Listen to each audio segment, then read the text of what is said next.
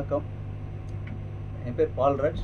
நான் தான் இந்த படத்தோடைய டைரக்டர், தயாரிப்பாளர், ஹீரோ. இந்த படம் வந்து ஒரு ஃபேமிலி சப்ஜெக்ட் படம். இந்த படத்தில் நான் முக்கிய கதாபாத்திரம் நடிச்சிருக்கிறேன். காயத்ரி ரெமா, ஸ்வேதாஸ்ரீ, ரவி மரியா, பசங்க சிவகுமார், அம்பானி சங்கர் இன்னும் பலர் நடிச்சிருக்காங்க. இந்த படம் வந்து ஒரு குடும்பத்தை பற்றிய கதை. நிறைய குடும்பங்களில் நடக்கிற விஷயங்கள் வந்து இந்த படத்தில் இருக்குது. நாங்கள் படம் வந்து நல்லா எடுத்திருக்கிறோம். இந்த படம் மார்ச் 6ஆம் தேதி ரிலீஸ் ஆகுது. எல்லாரும் வந்து தேட்டரில் பார்த்துட்டு இந்த படத்துக்கு சப்போர்ட் பண்ணுங்க. இப்படிப்பட்ட கதை எடுக்கிறது வந்து எது தூண்டுதலாக இருந்தது? ஏதாவது உண்மை சம்பவமா? இது உண்மை சம்பவம் இல்லை. இது வந்து ஆக்சுவலாக என்னுடைய மனசில் இருக்கிற ஆசை. ஒரு 12 குழந்தை பெற்றுக்கணும் அப்படின்ற ஆசை தான் வந்து இந்த படத்தை ஒரு எழுதி அந்த அந்த மாதிரியான ஸ்கிரிப்டை வந்து எழுதி நான் இயக்கியிருக்கிறேன். 12 குழந்தை பெற்றுக்கணும்னு நினைக்கிறவனுடைய லைஃப் எப்படி இருக்கும் அப்படின்றது தான் வந்து இந்த கதை. கள்ளக்காதலை ஊக்குவிக்கிற மாதிரி இருக்கா சார்? இல்லை, ஆக்சுவலாக கள்ளக்காதல் வந்து இது ஊக்குவிக்கிற மாதிரி கதை இல்லை சார். நிறைய குடும்பங்களில் நடக்கிற விஷயங்கள் தான் சார். இது கள்ளக்காதல் ஊக்குவிக்கிற மாதிரி கதை இல்லை. பட் அந்த அந்த இன்னொரு கதாநாயகிக்கு ஒரு தேவை இருந்தது. அது வந்து இந்த கதாநாயகன் மூலமாக வந்து இந்த கதாநாயகனுக்கும் ஒரு தேவை இருந்தது. இவங்க 2 பேரும் ஒன்றா ஆகுறாங்க. இது வந்து கள்ளக்காதலே கிடையாது சார். எந்த விஷயத்தில் சார் ஒன்றா ஒத்து போகிறாங்க? அந்த குழந்தைகள் 10, அந்த பொண்ணுக்கு வந்து 10 குழந்தைகள் வந்து பெற்றுக்கணும்னு ஆசை இருக்குது. இந்த கதாநாயகனுக்கு 12 குழந்தைகள் பெற்றுக்கணும்னு ஆசை இருக்குது. அந்த விஷயத்தில் அவங்களுக்கு கொஞ்சம் இந்த பொண்ணு வாழ்க்கையை விட்டுட்டு விஜய் மாதிரி விட்டுட்டு ஓடுற மாதிரி இருக்குது. அது திருச்சாவோட ஓடுற மாதிரி. அது ஓடுற மாதிரிலாம் இல்லை சார். எதுக்கு இந்த படத்துக்கு இதுக்கு இந்த டைட்டிலுக்கு சம்பந்தம்? இது டைட்டிலுக்கு சம்மந்தம் அப்படின்னா இது டைட்டில் ஒரு கேட்சிங்காக இருக்குது. இன்னொன்று வந்து இந்த நபர் யார் அப்படின்னா நான் தான் அந்த பையன் அப்படின்னு காட்டுறதுக்காக அந்த டைட்டில் வச்சு சார். இந்த காலத்தில் வந்து 12 குழந்தை பற்றிலாம் சாத்தியமா சார்? சாத்தியம் இல்லாதது தான் சார் இந்த படத்தில் சொல்லியிருக்கு. 12 குழந்தை பற்றி என்ன பண்ண போறீங்க? கிரிக்கெட் டீம் எதுனா சார், மனுஷனுடைய ஆசைன்னு ஒன்று இருக்கு இல்லைங்களா? இது வந்து குழந்தைகளை பெற்று வந்து ஒன்றும் பண்ண முடியாது. ஆனால் மனுஷனுடைய ஆசைன்னு ஒன்று இருக்கு பார்த்தீங்களா? ஒவ்வொருத்தருக்கு ஃப்ளைட்டில் போகணுன்னு ஆசை இருக்கும். இப்போ உதாரணத்துக்கு வந்து காக்கா முட்டையில் பார்த்தீங்கன்னா அவங்களுக்கு பீஸா சாப்பிடணுன்ற ஆசை. அந்த பீஸா வந்த பிறகு தான் அவங்களுக்கு வந்து இதுக்கு நம்ம ஆயா சுட்ட தோசையே பரவாயில்லை அப்படின்ற மாதிரி நினைப்பு வந்துடும். அது மனுஷனுடைய ஆசை தானே சார்.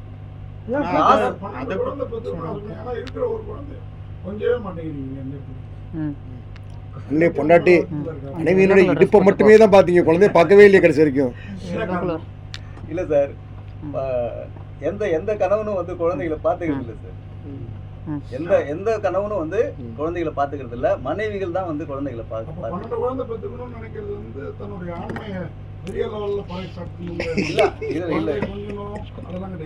இதுல ஆண்மை எல்லாம் ஒண்ணும் இல்லை சார். இது ஆசை சார். இது கொஞ்சிறது தான், கொஞ்சிறது ரசிக்கிறது தான்.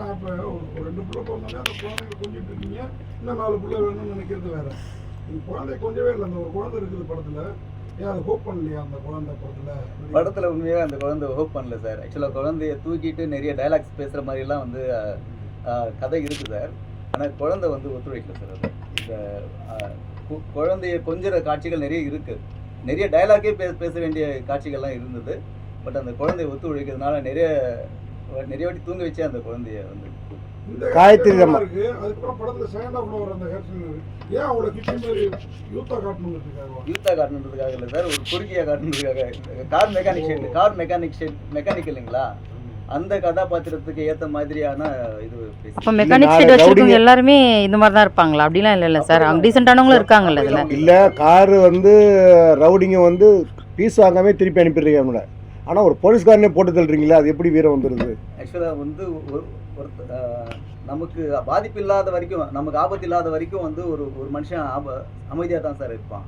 அவனுக்கு ஆபத்து வரணும்னு தெரியும் போது தான் அவன் விஸ்வரூபம் வந்து வெளிப்படுத்துவான். காயத்ரி ரமா வந்து எப்படி இந்த கேரக்டர் ஒத்துக்கிச்சு? காயத்ரி ரமாவை ஃபஸ்ட்டு நாங்கள் இந்த செகண்ட் லீடுக்கு தான் கேட்டோம். காயத்ரி ரமா எனக்கு மனைவி கேரக்டர் நல்லா இருக்குது, அதை நான் பண்ணுறேன் அப்படின்னு காயத்ரி ரமா சொல்லியிருக்கேன்.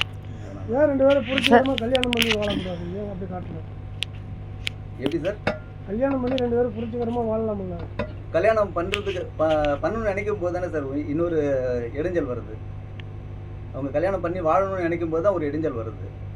சார் இந்த மாதிரி மனைவி ஹோப் பண்ணாதவங்க குழந்தையால சைட் அடிக்க பார்ப்பாங்க.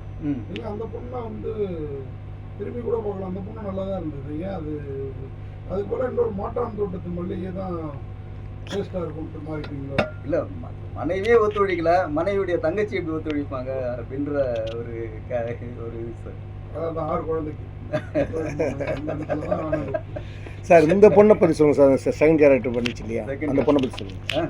அந்த பொண்ணை பற்றி சொல்லுங்கள். அந்த பொண்ணை எப்படி தேடி பிடிச்சிங்க? அந்த பொண்ணு சார் நிறைய ஃபோட்டோஸ் வந்துச்சு சார் எனக்கு.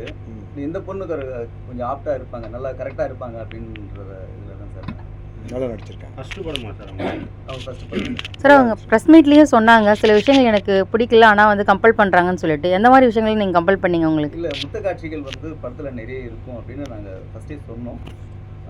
அந்த இதுதான் பசங்க சிவகுமார், அம்பானி சங்கர் தான் யாருமே வரலையே. ப்ரொமோஷன் கூப்பிட்டீங்களா?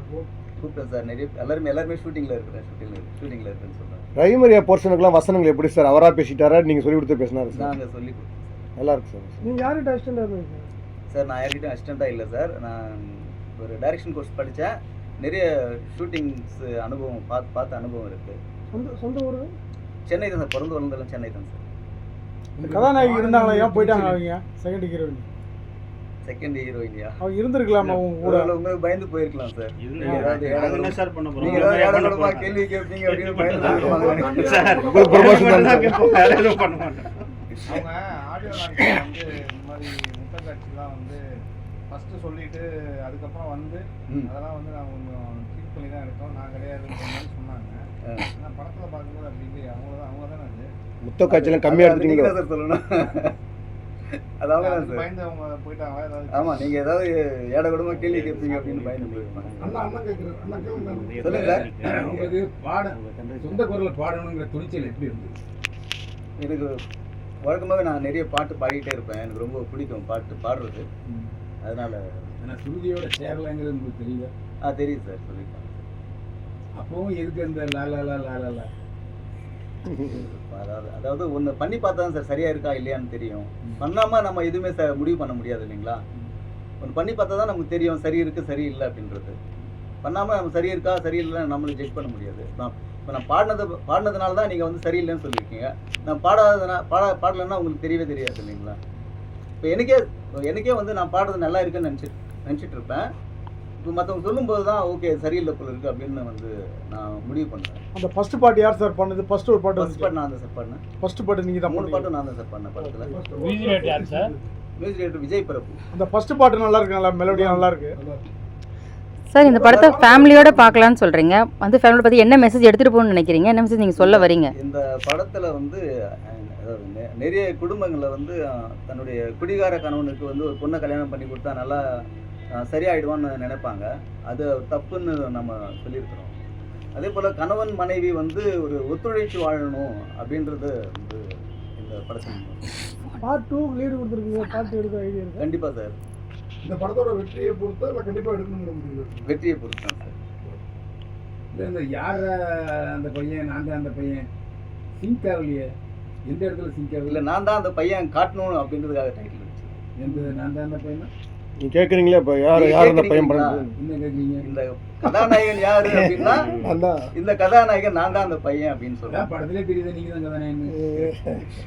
இல்லை, வெளியே தெரியுது. என்ன சொல்கிறேன், இதுக்கு ஏதாவது ஒரு யார் இது வந்து கதையோட ஒட்டல் இல்லை,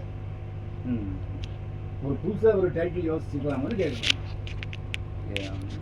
இல்லை, நிறைய நீங்கள் சொல்றது பார்த்தா நிறைய படங்களுடைய டைட்டிலும் வந்து கதைக்கு ஒட்டாமல் இருக்கு. அப்படி இல்லை சார், சொல்றதுக்குள்ள போக மாட்டாங்க சார். ஆக்சுவலாக அந்த டைட்டில் படிக்கணும்னே நிற்பாங்க சார். அது ரொம்ப நேரம் வந்து அந்த டைட்டில் படிக்கணும் அப்படின்றதுக்காகவே நின்று படிப்பாங்க. சின்னதுன்னா ஈஸியாக போயிடுவாங்க. இந்த டைட்டில் படிக்கணுன்றதுக்காகவே கொஞ்ச நேரம் நிற்பாங்க.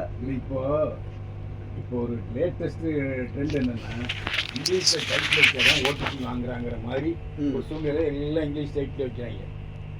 அதை ஏன் ஃபாலோ பண்ணலன்னு கேட்குறேன். இது தமிழ் பிடிக்கும், அதனால தமிழில் வச்சுட்டேன். சார் நிஜ வாழ்க்கையில் உங்களுக்கு எத்தனை பிள்ளை சார்? எத்தனை குழந்தைங்க?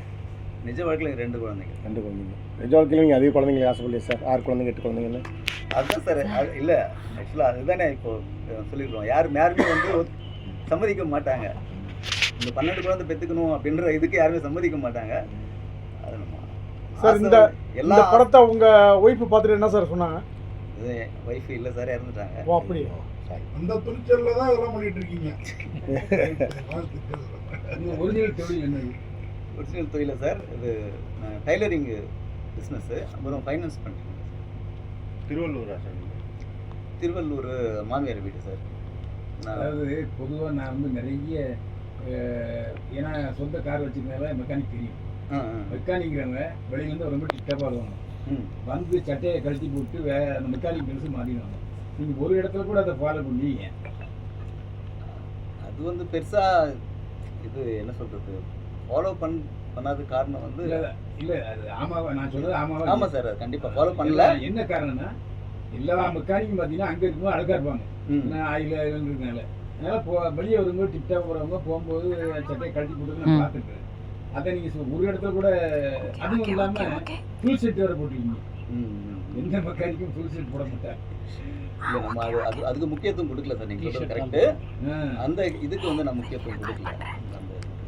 காரை கழட்ட கம்மியாக தான் கழட்ட. சரி எல்லாமே இருக்க அந்த பொண்ணு கார் கொடுத்துட்டு போச்சா? கார் கொடுத்தீங்களா இல்லையா? அந்த பொண்ணையே குடிச்சா நீங்க கொடுத்த மாதிரி அந்த பொண்ணு காரு தேவையில்லை சார், நீங்க நான் தான் தேவை. கணவர் தான் தராங்க. என்ன காரணம்னா அதே மாதிரி அந்த ஷெட்ல ஒரு அழுக்கா ஒரு கார் நின்றுட்டே இருந்துச்சு. அது தொடைக்க கூட இல்லை. அதையே விட்டுட்டு போயிட்டேன் ஒருத்தன். அதான் வருஷக்கணக்கில் விட்டு போயிட்டானே. அம்மாடி சங்கர் சொல்கிறேன்ல, வாடகை நிறைய இடத்துல அது வந்து நடந்திருக்கு சார். கார் ஷீட்டில் விட்டுட்டு போயிட்டு அது கண்டுக்க மாட்டாங்க. அது வருஷ கணக்கில் அது மாதிரி நடந்திருக்கு நிறைய இடத்துல. அது ஒரு காட்சியாக வச்சுருக்கோம் சார். சரி ஓகே சார். இந்த படத்தை பற்றி ஷார்ட் ஆகும்னு சொல்லிடுங்க. பண்ணிரு. இந்த யாரா அந்த பையன் நான் தான் அந்த பையன் வந்து ஒரு குடும்ப கதையாக நாங்கள் எடுத்திருக்கிறோம். தயவுசெய்து வந்து தியேட்டரில் பார்த்து ஆதரவு கொடுங்க. இந்த படம் வந்து 6ஆம் தேதி மார்ச், இந்த மாதம் 6ஆம் தேதி வெள்ளிக்கிழமை ரிலீஸ் ஆகுது.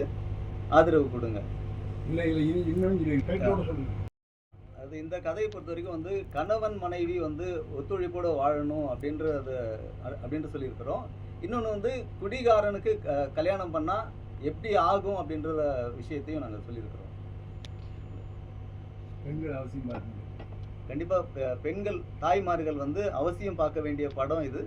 இந்த படம் வந்து பாருங்கள்.